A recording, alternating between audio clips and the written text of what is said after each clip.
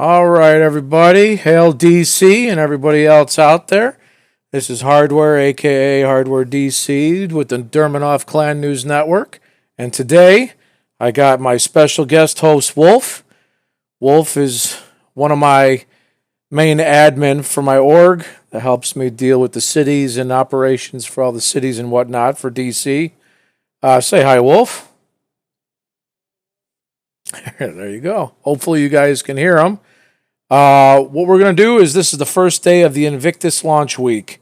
It is May 21st through the 28th, as you can see from the signs directly in front of me. And for today, we have, let me do a quick pull up here. I thought I was going to have this ready, and of course I did not. For today, we have RSI, Consolidated Outlands, Argo, and Origin. So those are the hosts for the next 2 days worth of event. And right now, we just got off the tram, which is behind me. We are on New Babbage in the planet of Microtech. And we shall head on in. Let's go, Wolf.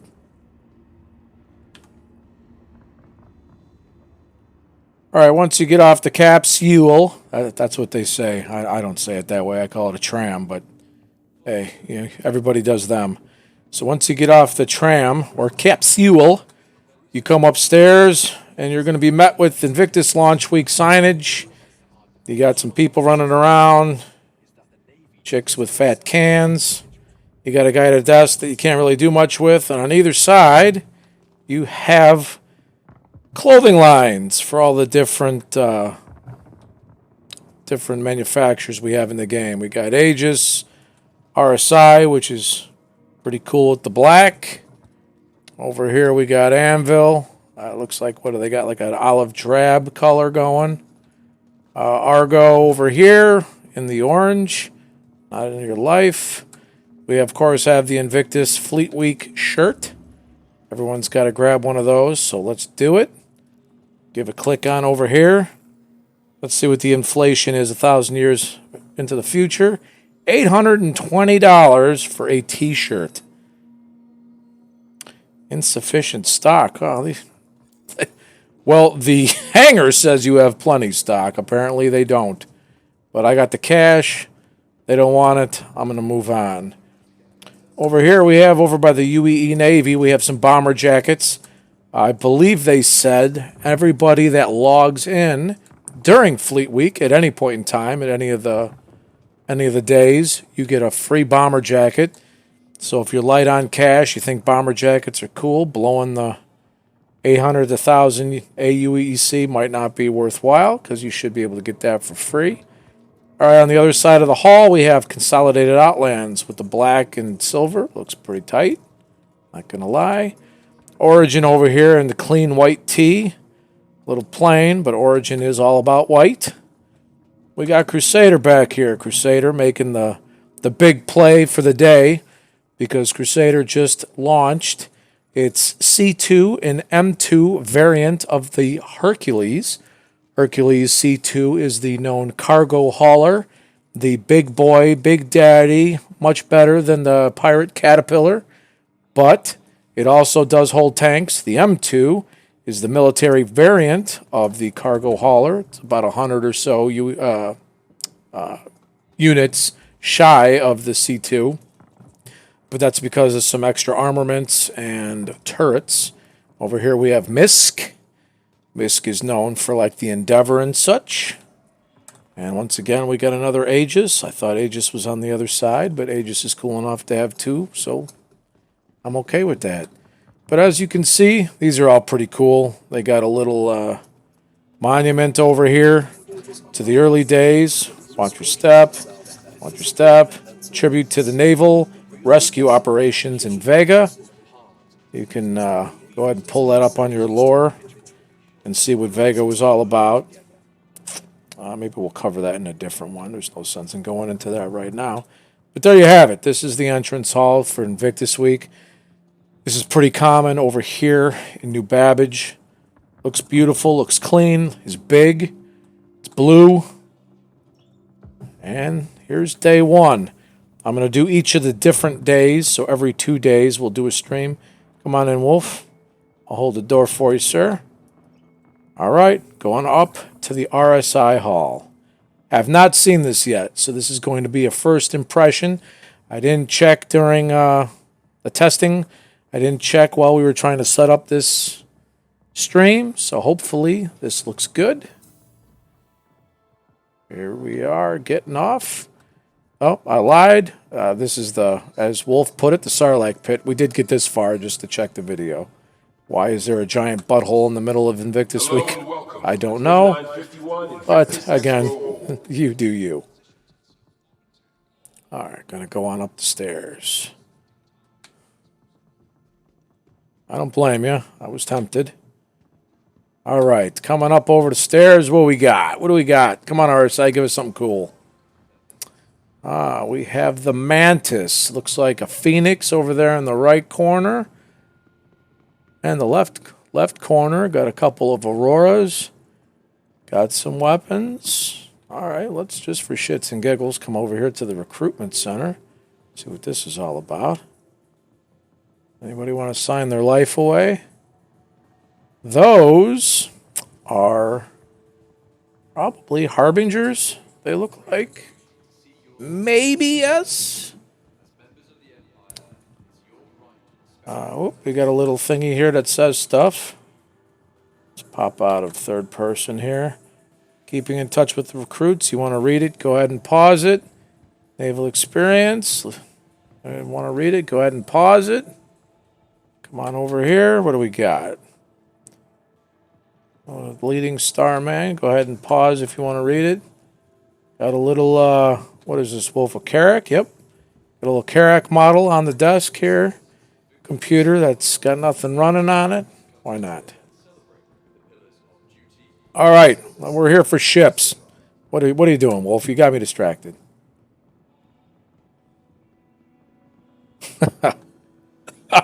All right. The RSI Aurora LN. No, I don't know what the LN stands for, really. But the Aurora, as a side note, is the first ship that RSI, Cloud Imperium, made during their testing. It's an original. I will probably buy one just to have once the game is released in-game. It's not really worth insuring, or worrying about the insurance, rather, on it. It's a small ship, but it does have a bed in it. And it does give you exploration capabilities. Get a couple pew-pews on there to go play. But other than that, it's pretty much just an original. I guess we'll keep to the theme of going left. What do we got out here? We got some heavy guns for some heavy ships. Is this a railgun? What is this over here? Oh, that's the Attrition 6 repeater. So that's a size 6 repeater.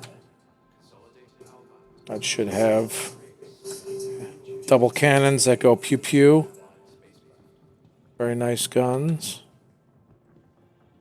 Very nice guns. All right, we're here for ships. Stop making me distracted, Wolf. What are you doing? We're looking at all the pew-pews. That is correct. Now, this should be a Phoenix. Isn't this what you got, Wolf? A Phoenix? Oh, this is the Andromeda. The problem is the constellations all look the same. Okay, so that's what we have here. We do have all three. The Taurus isn't out yet. So we have the Andromeda. The big deal about the Andromeda is it's not the base Taurus. The base Taurus is the cargo ship. The Andromeda is considered a gunship. We'll run through Akani here in a second. Then this is gotta be. Yep, this is the Aquila. The Aquila's main tag, one is the front of the ship. You lose all of the metal in the glass, which a lot of people are complaining about, and you have more of a rounded front end with less obstruction from all those braces. And the Andromeda is considered more of an exploration ship than a gunship. It has some sensor arrays to it. It's got its own rover.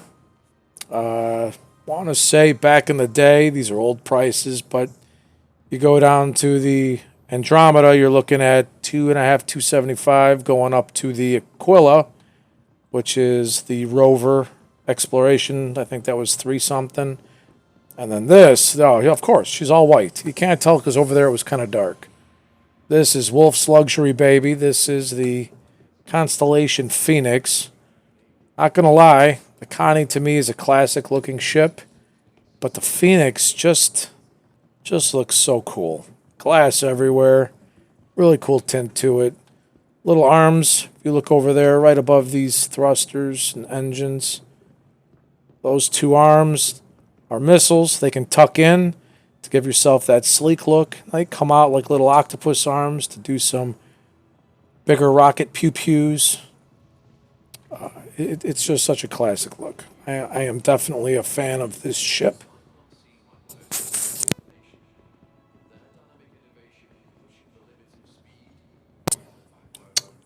Yeah, the secret compartment in the back. What do you mean, the cargo hold? Oh, yeah, the cargo hold's pretty cool. We'll come back and take a look at the Phoenix here in a second. Let's do a run through the whole thing because I don't think there's anything brand new out today. Don't forget we got to go underneath Wolf. Oh, there's the Mantis. We'll check the Mantis out when we hit the stairs going down. Looks like we got some probably engines and shield generators over there to the left. Some of the parts. All right, what are we looking at here? Oh, a lightning, of course. This is a classic. This is not offered by anybody. Get a little close in view for everyone. You can stop and read it. All right, the F8 Lightning is the heavy class fighter. It is not offered for concept or pre-sales for anybody. They're talking about, I still haven't heard if it's going to definitely happen, but if you finish Squadron 42 going into the online version, you can get a civilian model of the F8. I'm sorry. There are other variants of the F8 Lightning. There is an executive edition. There is a half-class military edition, depending on what your pledge is. And there is the civilian version. This, I'm assuming, is their special squad military version, which would not be offered. Yeah, Squadron 999. So that's going to be in Squadron 42. This is their elite, kind of like Blue Angels type, Top Gun, Special Forces, plane, ship people. But that's pretty cool. It's an impressive ship. Last year at the last Fleet Week, people were stealing it and checking it out. They said it was an amazing ship.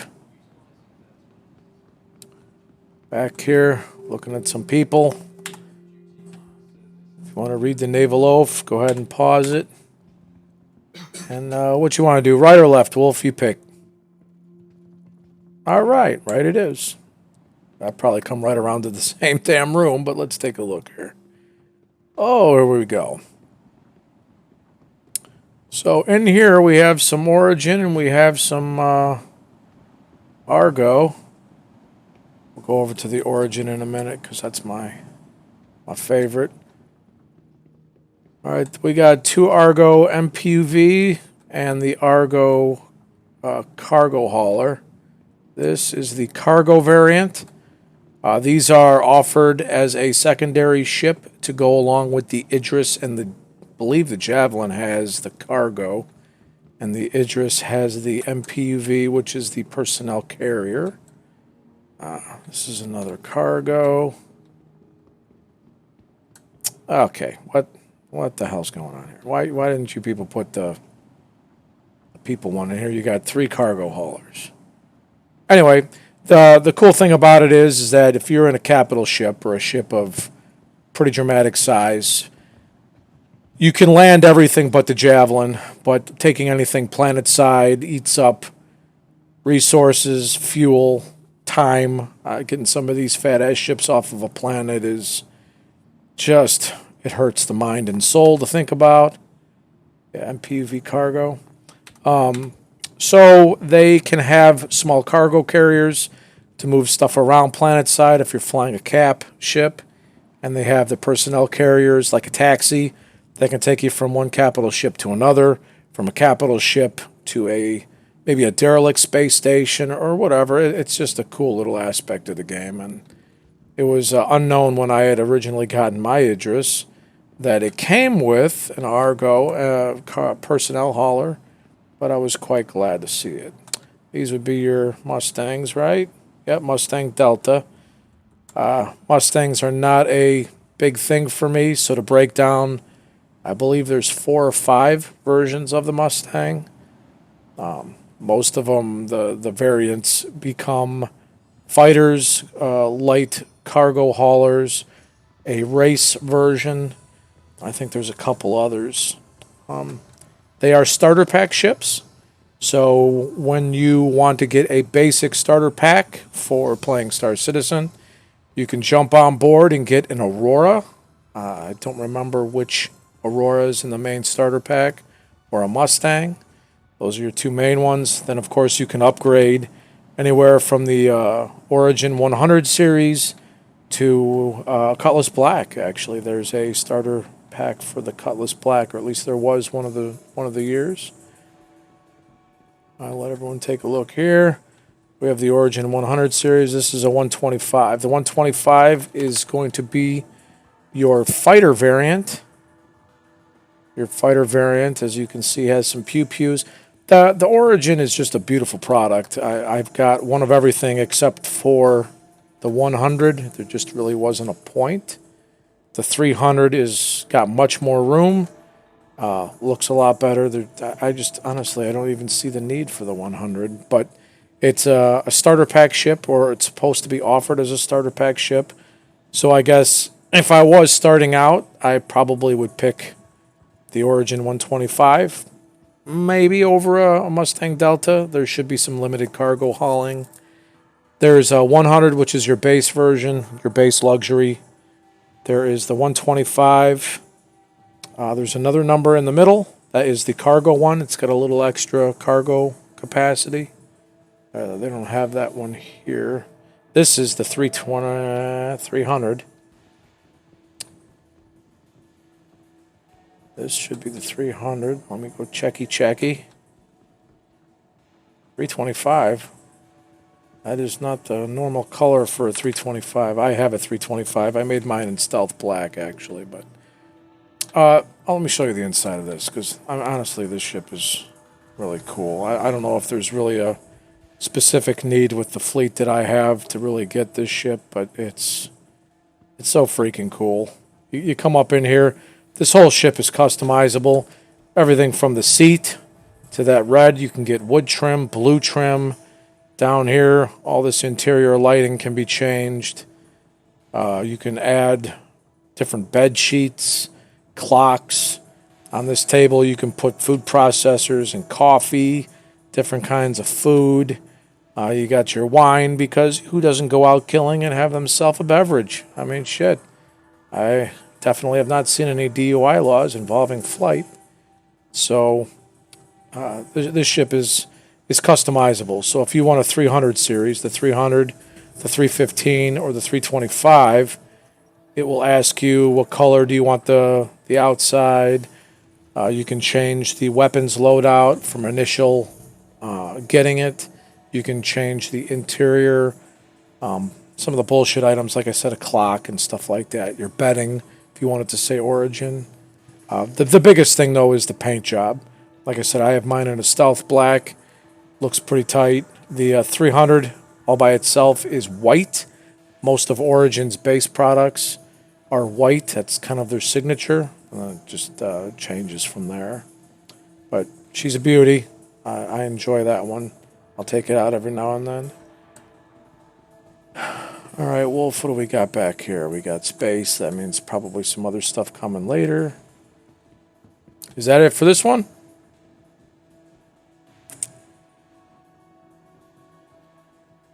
All right. So we'll go back to the split here and see, or maybe the split does go both ways. It looks like that's what it was. It does go both ways. So we came in through the right, and we're leaving through the left. So this hall, that's what we got. All right, so that was our Origin, which is why you tuck Origin over in a corner. It's kind of upsetting. They should have had the 600. The 600 Touring Edition is also released. One of these patches. Touring is the luxury liner of the 600. The 600i is the exploration version. We'll continue running over here to the left. Unless you want to give a tour of your ship, Wolf. You want to give a tour of yours real quick? All right. As you go through, I'll mimic just in case I'm not getting you. I'll parrot what you're saying, but we'll go up and take a look at the Phoenix. The Phoenix by no means is even remotely close, at least in my opinion, to the look of any of the other constellations, but shy of paying the Origin price for the 600 or the 890, which is an insane price, obviously. The Phoenix constellation is a pretty epic-looking ship, really. I will get one in game for sure.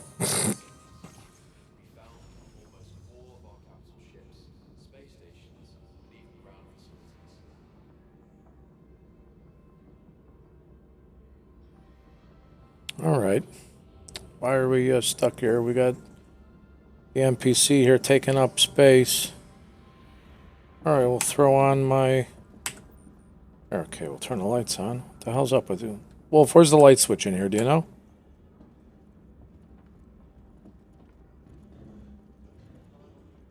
All right, so Wolf is going to go see if he jumps into one of the seats, he can turn the ship lighting on. You can see you got a lower turret here. Do you have an upper? You do have an upper. On the Aquila, the upper turret is not a turret, it's a sensor array.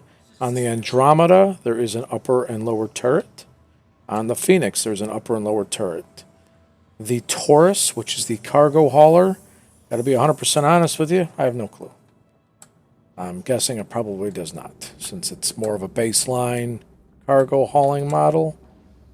Now, see this my wife would actually, if she played games, she'd probably buy this ship just because of the damn wood. This has hardwood flooring throughout the ship. This is gorgeous. Not gonna lie. You come up here, you got your little staterooms for your guests. This is definitely not a master, but you got wood floors that run throughout the whole area. You get fish tanks, nice bedding. Move along the cockpit here. You can see, and this is reminiscent for me of Origin. Origin likes all these nice white lined areas. You got some nice flight seats here with a divider because, you know, COVID, got a social distance and whatnot. The whole side of the ship is opened up like the Origin 600 series. The Origin has a giant sunroof that obviously doesn't open. You're in space, you fucking die, stupid. But it does have a lot of windows, and so no matter where you're seated, once you're in the passenger compartment of the Phoenix, not only is it cool on the interior, it has, if you can say it without being too nerdy in the gaming world, it does have exquisitely beautiful views when going through space. Now we roll over here, we got a bar. Who doesn't like that? We have some booze, some Sky. So we got some vodka. Where's my Tito's? I need some Tito's. I don't see Tito's. That's depressing. No Tito's. Well, stock your ship with Tito's when you get it. All right, so we got none of this is functional now. This is all aesthetic, but it will be functional when that stuff is released. It's supposed to be. I think they're supposed to do some food stuff actually this year. But this stuff will be for hygiene and health. You'll be able to drink. You'll be able to eat. You'll be able to use showers, which I'm sure we'll come across. I think this ship has some, obviously, bathrooms. And all of that is going to be, you can be a smelly, scummy-looking pirate, and you don't crap, you don't shower, you don't eat. You're going to emaciate yourself. You won't be as healthy. You can't run. You'll be smelly. People won't want to talk to you, might not want to give you missions. all of this will have functionality. It's not just aesthetics. You know, you got tables and meeting halls and all that for those that like to RP, but otherwise it is pretty much all solid function. Here's something else the wife would like, a little hot tub. Who does not have a hot tub on their spaceship? Of course you'd want a hot tub on a spaceship. And you've got your view. See? This is Wolf living it up in some hot-ass luxury. Got a nice bedroom in here going around. Coming down here, we got some panels. Panels, do you open? Yes, we do. All right, you'll see some ship components. Components are supposed to be coming up in the next patch or two. But the gold standard of ships, if you look at the... I'm having a brain fart at which one it's called. I'm going to have to come back to that. But one of the ships has gotten itself to where all the compartments open, and in each compartment are the ship modules, and all of the ship modules eventually will be able to be removed and replaced or upgraded by you. So you'll open up one vent, and you'll be able to pull out a shield generator, and the shield generator might be a full-stop shield generator, and you put in, you know, whatever version of the shield generator you want. And if it blows up and you got an extra one, you might be able to put it back. So the components, getting a little complicated, but the components of the ships will be realistic, and you will have to maintain and fix as you go along. Now here you see the paneling for Wolf's ship here for the Phoenix, but you can't get into the generator and the power plant, but eventually you will be able to. All right, now you come back here, what you're going to find, I want to say, Wolf, is yours the P-72 or the P-52? All right. So the hottest thing about the Constellation series, in my opinion, is the Constellation is the only ship currently that has a symbiotic relationship with another. And for those of you that don't know what symbiotic relationship means, yeah, that's understandable. It's a big word. But what it means is that the small ship flies up the big ship's butt, can dock with it, and you can get in and out of that ship, get back into the ship, undock, and fly away. So they work with each other, and they become one ship together and can separate into two separate ships and be flown around. Currently, this is the only ship-to-ship docking type scenario that they have, and it is now currently working.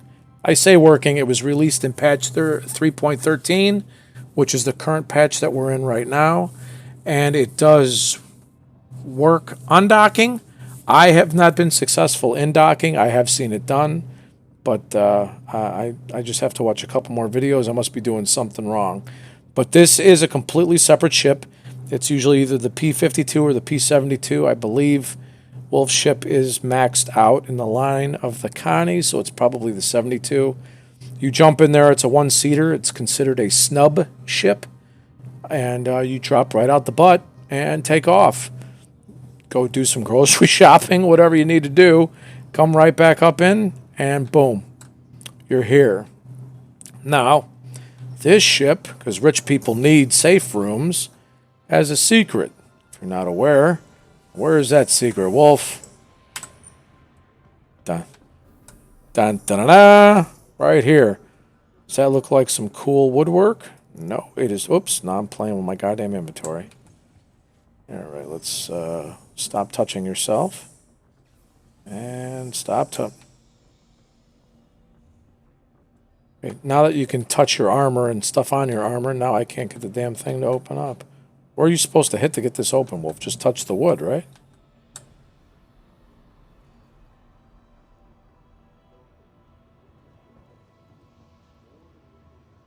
Here. Here, click on it and see if you can send me down there. The cargo hold's open, so it has to work. Can you click on it to open it with me on top of it? Oh, there we go. All right. All right, so we're going down. It's a secret little floor. Come down here into a secret little room. And it's not a secret because they dropped the cargo hold. But this is the cargo hold. Pretty cool.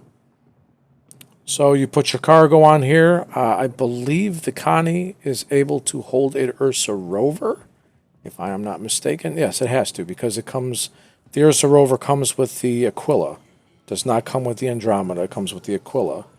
I think Wolf's ship, since it's the top of the line, should come with a Ursa, but that I don't know. Wolf, does yours come with an Ursa? Okay. So the Phoenix does come with an Ursa. I'm almost I don't want to say 100% because I'm not a snub fighter guy, but I believe that's the P-72. And she looks pretty back here. But you can see how the back of the Connie, this ship is just awesome looking. The back of the Connie, and I say it as a joke, but it's real. You undocks from the Connie's butt, drops out. You can fly around, and then you come and dock just like you would at a hangar. You ask the Connie for permission, and the Connie will allow you to dock. And then once you get to a certain degree underneath the Connie, it'll set the auto land, and it will land up, obviously, instead of down. And then you can get out inside the Connie. Everything will be pressurized, and you don't shoot out into the vacuum of space and die, because it's a bad day. So, yeah, I spent a bunch of time. Maybe I'll do a run-through of the Aquila or the Andromeda later. Those are obviously more of an industrial type format of a ship. Almost Drake-like when you see all the pipes and the tight hallways and stuff. But the Phoenix, it's just a favorite of mine. I absolutely love that ship. Oh, the Mantis. Mantis. All right, if you're into E-warfare, there are 3 different kinds of E-warfare. There are EMPs, electromagnetic pulse. We all know what that does. That shuts out your electronics and kind of gives you a dead stick. Ships have to reboot, to recalibrate, be able to do whatever they need to do. There is I don't know the proper term for it, but there are like the Avenger Stalker and the Cutlass Blue Stalker. Not Stalker, one of the Avengers. It prevents you from jumping. It doesn't shut you down, but it prevents you from being able to jump out of the area. So as long as that ship is shadowing you, you can fly, you can try to run, you can engage in a dogfight, but being able to quantum out of that system, you cannot do. Then we have this. I believe the Mantis is the only ship that can do this. This is, for lack of a better phrase, I'm sure there's a better phrase, but I don't know it. This is what I call a quantum puller. You park this thing in the middle of a trade route, and somebody's in quantum, and they're flying around, and you activate this ship, it can pull you out of... If you don't know what quantum is, because you're not used to Star Citizen, thinking of it as like hyperspace. When you're in hyperspace in Star Wars and whatnot, it pulls you out of hyperspace back into normal space. That's what this ship is for. These E-warfare ships are considered interdictor ships because it interdicts you from doing stuff. So if you're looking for a bounty and you see he's heading to Hurston from New Babbage and you warp right into the middle of those two, set up, put your quantum puller on, boom, the ship comes out of quantum, goes, holy shit, I don't know where I'm at. He has to recharge his quantum, so now, or his jump jets, so now he's got to fight, fly around, get away, and you and your friends kill him. That's the purpose of what the Mantis and the Quantum Puller do. So it's a neat ship. It's a smaller ship. I'm not necessarily an E-warfare guy. I have a Raven just for shits and giggles because it's a rarity to collect. But the Harbinger has a Sentinel. That's an EMP one. And then the Cutlass Blue, and then one of the Avengers, Warlock. I knew I'd figure it out. The Warlock is an interdictor that prevents you from jumping. All right, folks, this is the Ursa. You have the regular Ursa Rover, which is a silver model. Very cool, 6 wheels. It's got a butt door and a side door, and seating for 4? I thought it was 6. Maybe it is 4. These things can be folded back up, or you can sit on them. And by the way, when you come to the hall, in case I didn't say this, starting tomorrow, it's not today, is free flight. So as long as you have an account in RSI, you didn't even have to buy a game package. as long as you have an account, you can come into the game, come to this hall. Remember, you want to spawn at New Babbage, and you can come into the halls, go to a ship, hit F, click on it. Well, that wants me to close a door, but or was it outside only? Okay, it wants to play games. Sorry, Wolf, give me 1 second. I just fucking died. Seriously? How does that happen? Holy, what the hell? Shit. Oh my god, man. Come on, are you serious? Okay, well, while I go back to where I was, this is going to take a minute. If you click on the hull of any of the ships or vehicles that are actual vehicles, it'll say rent, and it'll say rent here. This is New Babbage, by the way. This is the commons. This is like your apartments. There's different floors of that. And you can look out through these windows in real time and see the city. Since I'm here, I might as well show you. Anyway, sorry. If you click on the hull, it'll say rent for $0. Now, these ships, if you own a game package and you're able to play... Oof, my frame rate is shitting out on me now after I died. If you have an account off Fleet Week, you can go to some terminals and some cities have expo halls, and you can rent ships for several $100,000 to several million, depending on which one you want. If you don't own them, and you can fly them at that point in time. But during Fleet Week, it's called Free Flight. You don't even have to have a starter package. You can just log in with your game credentials, come down here to the expo hall, hit a hull of any of the ships or vehicles, hit rent. It'll rent for $0, and that ship will be available at the ship terminals that we can show you later, that you can pull them out. I'm going to take a drink here real quick. There was some Fleet fanboy that just ran past me that's got a bomber jacket and an Invictus Week t-shirt. Should have been able to give a better description of that, my occupation, but that's all I paid attention to. All right, here he is. All right, so you come down from the commons. This is the tram system. On the other side of the tram is the spaceport. This tram, God, what happened to my frame rate? This tram says Invictus Launch Week, go this way. So you stay here and wait. And wait. Tram will be here in a few seconds.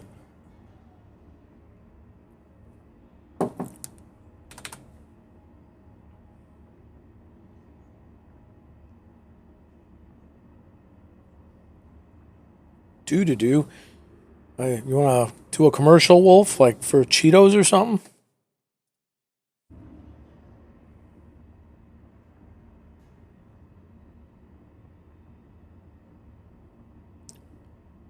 I am really interested as to why my so laggy. Just shit the bed after dying. Well, that's alpha, people. What do you want? All right, so you jump into the tram or capsule, and what was that guy doing? Oh, missed it. Ha! Stupid. That's what you get. Oh, what the fuck? You were out. Oh, wow. Yeah, welcome to my lag. I thought he didn't make it. Oh, look at that. He's got a little Origin t-shirt, bomber jacket. So, a little thing while we're on a tram. The game is set up to force you to use clothing and light armor for a variety of reasons. You can go out and buy the biggest, bulkiest armor that does the hottest or coldest temperatures to be able to go on the worst, most inhabitable planets ever known, but you can't fly your ship in that armament. And so that armament will force you to either go down to soft clothes, like this Gentleman here is in the brown bomber jacket, or put on a flight suit or something of that nature. And they're trying to force people to use all the aspects of the game. And there will be what they are calling persistent inventory. And I'm just going through all this while I'm running back to where the hell I was. But the persistent inventory is you don't get to have an inventory that has 10 million ore and 15 different armor suits and 800 guns, because as a normal person you wouldn't be able to carry all of that. What you will have is different suits, different armor types will have pockets and backpacks and shit like that for what you can carry around as a person. Different armor, you can carry different amounts of weapons, but I believe there's a maximum of 2 primary long guns or a primary sidearm and a utility tool. So you're able to have that. And if you have more than that, you can store that stuff persistently on the ship or eventually in your home, on your capital ship. And yes, when I say home, you will be able to make cities and your own homestead and things of that nature. All right, we're back at the hull. Never even noticed these signs. Invictus launch week. Okay, you can go ahead and pause and read that later. Let's go back downstairs. And now that we know walking apparently on the moon, the fake moon in the back of a rover is bad, let's not do that twice. And my sniper gun is apparently running behind me. I love Alpha. Guy, that's a snappy suit you got there, son. Okay, we're back. All right, so as I was going to say, let's run right the fuck back up there. So now you click on this, it says rent. Down here in the lower left-hand corner, it says Rsi Ursa Rover, 0 AUEC. Alpha United Earth Credits is the money for the Alpha. I'm sure it will just be UEC, United Earth Credits for release. But if I did not already own a Ursa, I have the Ursa Fortuna, which is green. Looks really cool. Then you could rent that and pull that out. We come down here. We got a little Tobin Expo map. Tells you where stuff is. Oh, what do we got here? United in Purpose. You got some dates. Go ahead and pause that and read through all the dates. What do we got on this side? Guessing some... I don't know what would be over here. Okay, so this is probably... They have the cyclones and stuff, but that's Tumbrel. Tumbrel's not till, I think, Wednesday. So there's nothing there. Wolf, are you still here or no? Okay, then while we're waiting for Wolf, we'll go into this little side section here. We'll go right, because Wolf likes right. Aha! What do we have here? All right, that's the G12. Okay, so concept sales. Concept sales are done when they're first coming up with something. You can get lifetime insurance to go along with it. And they'll put it in a hollow once it's in, I believe, called white box phase. So you can get a look as to what it's going to look like. Now, this is the G12. This is the origin version of the Ursa Rover.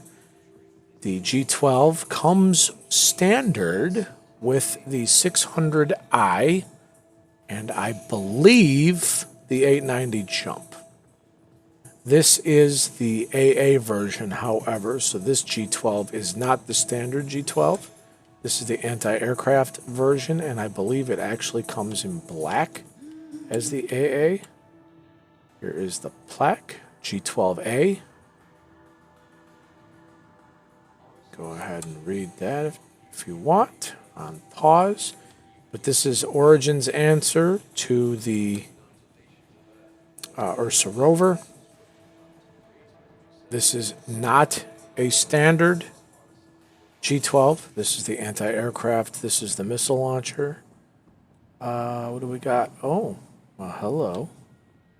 Hello, you sexy thing, you. This is what I've been waiting for the longest.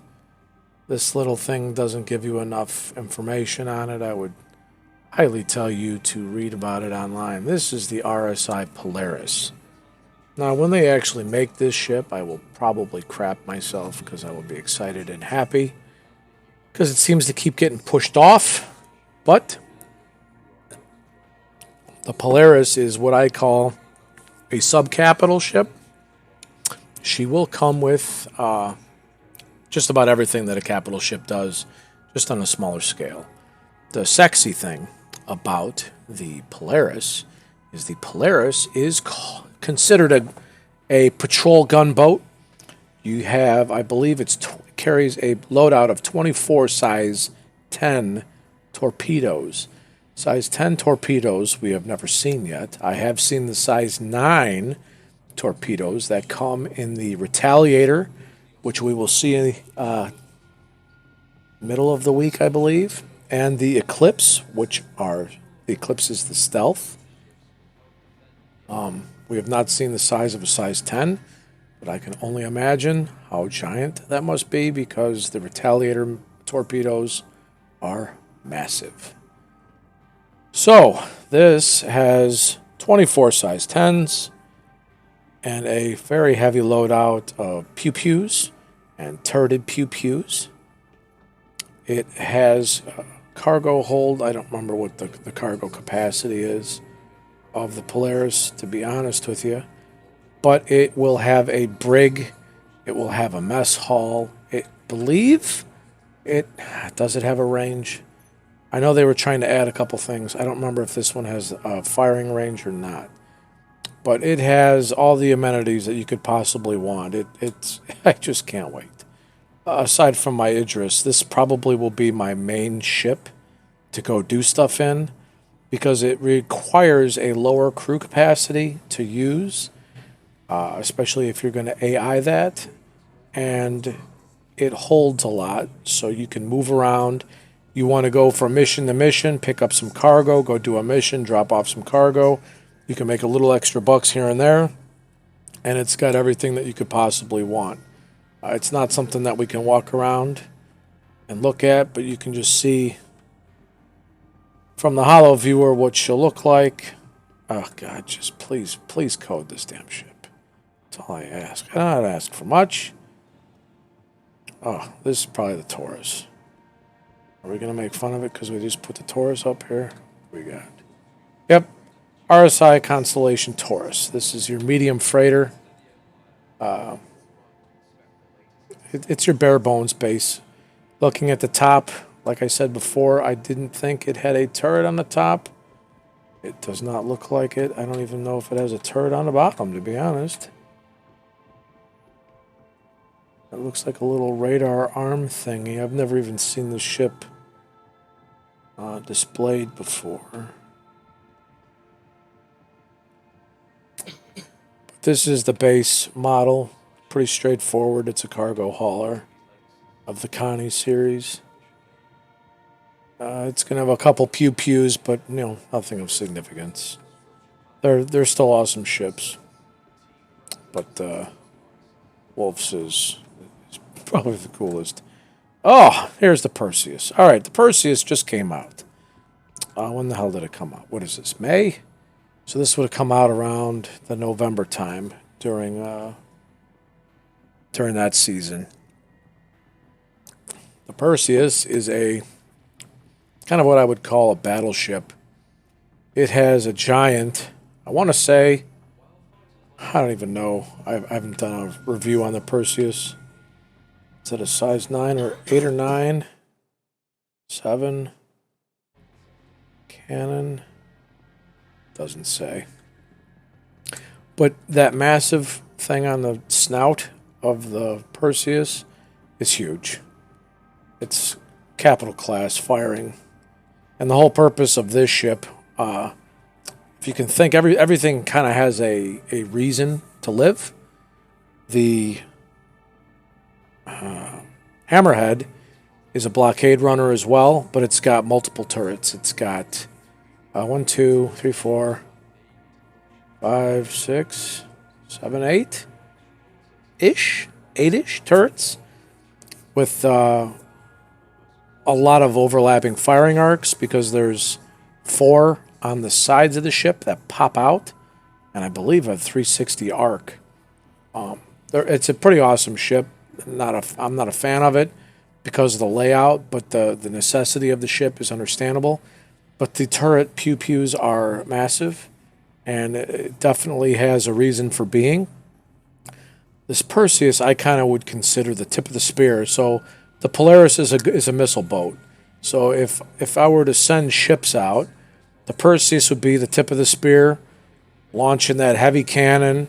It's got a lot of firepower. It has some torpedoes, size 5s or size 6s.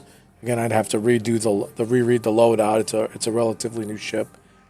So as it's flying towards you to rip you in half, it's firing everything forward.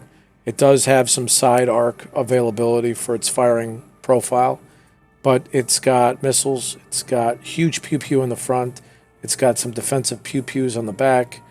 But the whole purpose of this thing is just to drive right at you and blow you up as it's going. And watch the phrasing there. The Hammerhead I would consider to be kind of in the middle, hanging out in the middle, taking care of fighters and whatever might come away from whatever you're attacking, and just pretty much run the line. And then in the back, you've got your Polaris. Polaris comes up over the horizon, launches its giant payload, size 10 torpedoes, and starts taking down capital ships, breaking them in half, cutting through them like a knife through butter. So that would be kind of the play style for the different ships. But for me, at least from the limited information that we have on the Perseus, this ship would be the tip of the spear to go right through whatever you're trying to destroy. That would be the Scorpius. This is brand new. It is now offered as a concept pre-sale, lifetime insurance.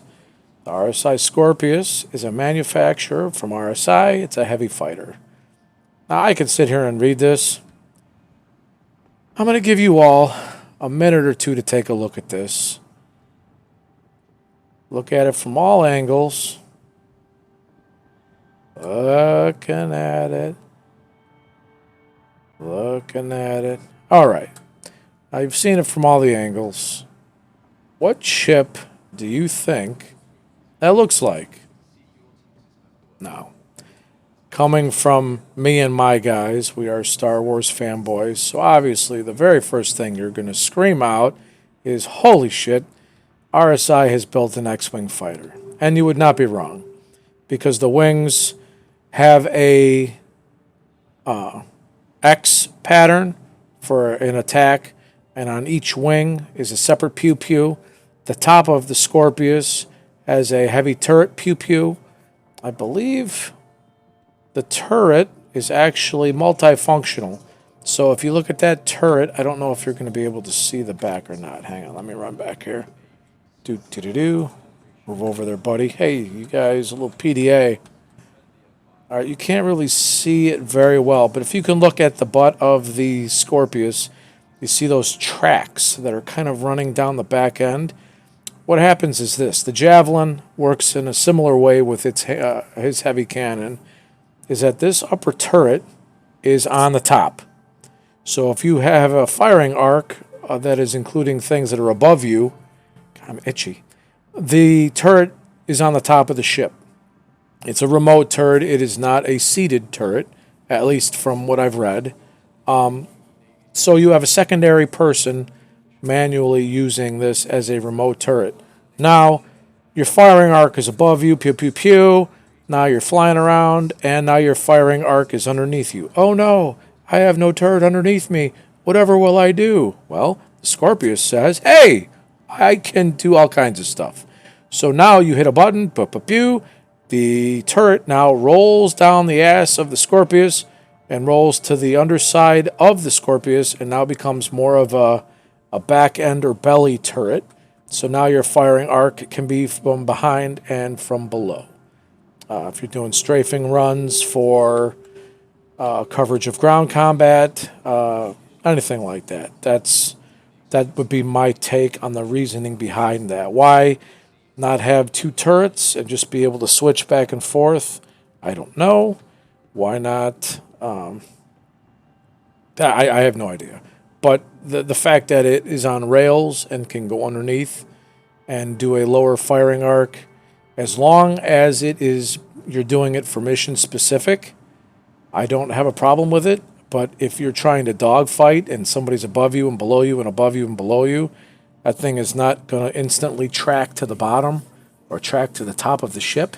So to be able to keep up with a dogfight, I think, would be a losing battle. Be my only downside for that armament.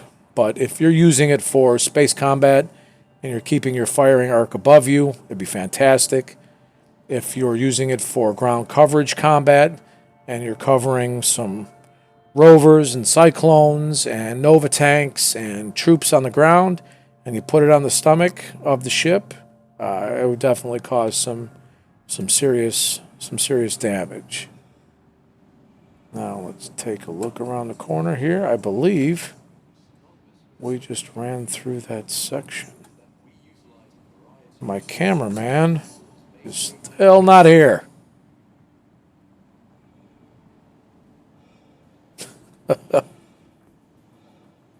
All right, so that's what it was. It was a giant horseshoe. So we started with the G12A and we ended with the new Scorpius. Now, usually every fleet week and every I call it the holiday sale. I can't remember what it's exactly called, but the November sales, they usually have a new concept that they release. All new concepts generally are LTI. There's reasons for them to not be, but generally speaking, they are. Lifetime insurance means you never have to worry about it. You could play this game for 500 years if you can figure out how to live that long, and you would still have insurance on that ship. I guess while we're waiting for Wolfie to stop by, we'll go take a look at the Andromeda. I used to own an Andromeda. I upgraded the Andromeda to the 600. Oh my God, I feel like I'm like a cocaine habit. I'm itching my nose so much. Let's click. Yeah, nice to see. Is this a panel now? I used to have a separate panel. Oh, a switch. Of course. Pardon me. All right, so we're in the belly of the Andromeda. Going backwards, the Andromeda is a gunship variant, heavily turreted. This is the cargo bay. You can get yourself an Ursa Rover in there. That's about it. Or cargo. Don't think you can really mix the two with the size of that bay. This would be your component room. I believe this is a P-52, not a 72. I could be wrong, but let's just pretend I'm not. This is where the ship would dock in the rear end of the ship. It's a cool idea. I really hope they do that with the Banu Defender and the Merchantman. And I think there's a couple other ships that would be really cool to do symbiote docking like that. All right, here we have some bunks.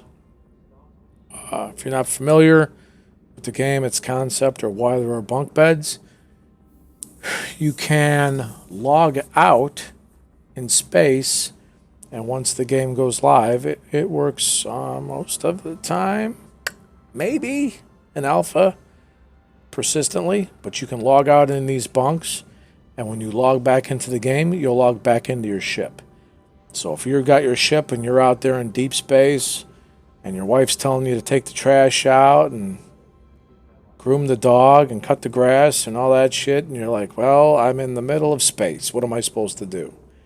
Well, you get your happy ass up out of the cockpit, I won't tell your wife this. That way you can tell her that you can't. But you get your ass out of the cockpit. You come back here to the beds. You click on the bed. You hit log out. Kicks you to the desktop. And then obviously you can go about your merry way. Make your wife happy. When she allows you to come back to the game, you jump back onto the game. And then you will spawn back in your ship wherever you were parked at. In space, or on a planet, or wherever. All right, so getting back to the ship stuff. The Andromeda has an upper and lower turret, just like the Phoenix. Some really nice pew-pews. Here is what the people talk about. I can understand the visual blocking of these struts. I personally think it looks cool. I can see the issue that you would lose line of sight quite often with what you're attacking.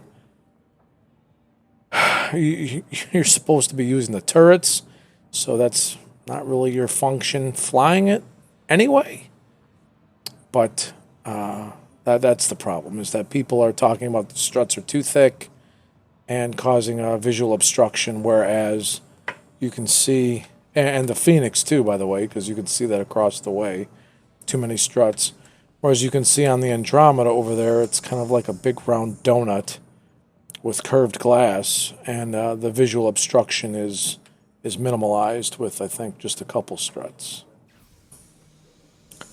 You got 2 co-pilot seats, control different aspects of the ship. Your primary seat for your pilot, or your captain, I should say. Who's this guy? Oh! Invite to party. Boy, you even look old as a character. Oh, God, you have a monocle. All right. Well, deuces. Haha. Did you get in? You made it. I probably just cut your head off. All right, so I believe for the stream, I will cut it off. I'm going to take Wolf over here so he can run down into the basement. You know what? I'm going to check this side out just in case. Wolf, come on down the left side with me. I went down the right side. We'll check the right side when I turn the stream off, but come. I can't wait for that ship to be done, man. You have a Polaris, don't you? Yeah, that's what I thought. Solda just picked himself up a Perseus, actually.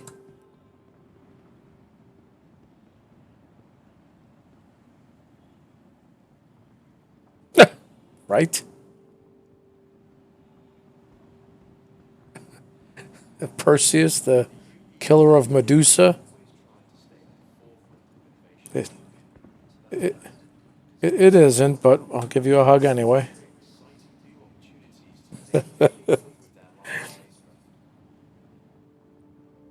Yes. Perseus, and that's why they call it it's just the same thing on the other side. All right, so I'm going to run through this with Wolf so we can check some stuff out. But that's Invictus Week, day 1. And again, looking over here on my other monitor, we have RSI, Consolidated Outlands. I don't know exactly what they had out, to be honest with you. Argo and Origin. Now, coming up, let me blow this up because I'm getting old and can't read. Coming up on the 23rd and 24th. 23rd, now today's vendors are the 21st and 22nd, so Friday, Saturday. Sunday, Monday, we are looking at Aegis. Aegis is a major combat manufacturer for heavy fighters and the such. So that's going to be a Sunday, Monday. And then Tuesday, Wednesday, you're looking at Crusader, Tumbril, and Misc. Friday, Saturday. I got lost here. What are we at? Saturday? Friday. Friday, Saturday. Sunday, Monday. Tuesday, Wednesday. So Thursday, Friday, we're looking at Anvil. Saturday, Sunday is going to be Drake. And then the 31st into the 1st is the finale. What that means, I'm not sure. So I'm going to kill the stream for this portion. I am going to either later tonight or tomorrow do a tour of the Javelin stream to show that, and a flyby of the Bengal Carrier, which I am excited to see. But at this time, it's Hardware and Wolf saying take it easy. Leave a comment below. Let us know what you think, what ships you want to see coming up, what ships you might have, what ships you want to get. And see you in the verse. Thanks, everybody.